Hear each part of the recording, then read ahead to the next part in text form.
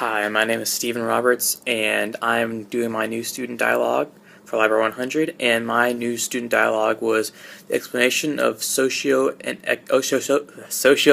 statuses. Um, in this dialogue, what we talked about were different types of the class systems in America, different type of classes we have, ranging from we have lower class, middle, and upper, and in between. Um, in this dialogue, we talked about the different stereotypes that are involved with each class. One of the things we did was we had posters on the wall, and we were in groups, and we had to go around and wrote down every stereotype we could think of for each class. And we had one for the lower class, one for middle class, and one for the upper class. And here we talked about these different stereotypes and if they were true, and why do we think they were true.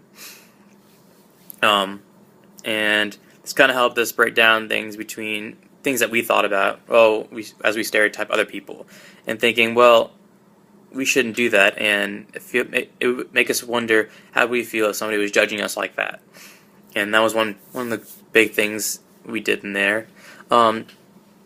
Our dialogue, we had time to actually dialogue. And in the beginning, what they gave us a wheel to fill out information about ourselves, including like our gender, our native language. It was kind of like an icebreaker to help us share and help us be more open with each other.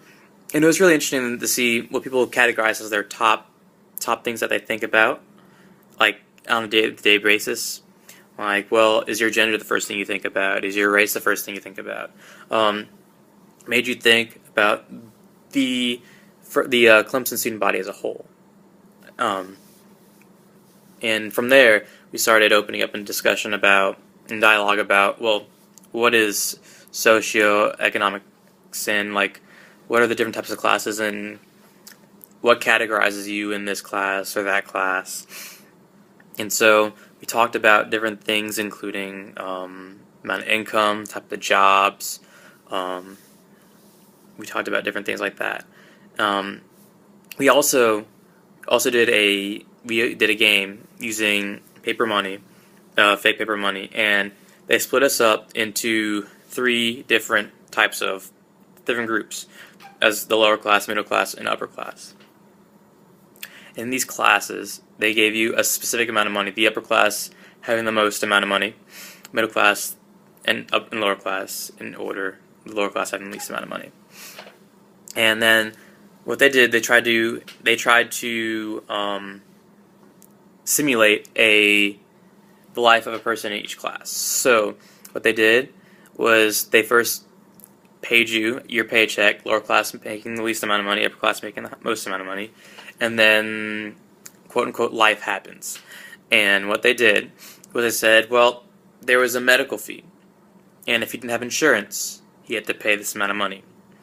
And it showed you that usually the upper and middle class had insurance, but the lower class didn't have insurance. So it really hit the lower class harder than it would hit any other class. And so it made you think, well, what if I didn't have insurance? How would that make me feel? And they also did different things like a tree fell on your house, and if you don't have house insurance, or you got a speeding ticket.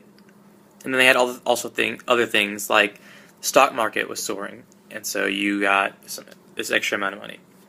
And after they went through a whole time period, they then counted up the money to see who did the best and who made the best decisions. And as they were going through, it was recognizable to see that the lower class had the least amount of money, and the upper class still had the most amount of money. I guess this helped you to see the wealth distribution in America and how this affects us. That it's harder for a lower class person, even though they might be working just as hard as the upper class person, to be as successful. It also made you think about the different things in life that we have to think about, like accidents or things you have to pay for. I feel like in our discussion, there was a lot of different backgrounds in the group. We had We had people from all over the country. We had somebody from California, so they had different outlooks on everything compared to me and everybody else. I grew in New York for 10 years of my life, so I had a different type of background than other people did who lived in South Carolina for their whole life. So these different things help to help to make a nice conversation between the group.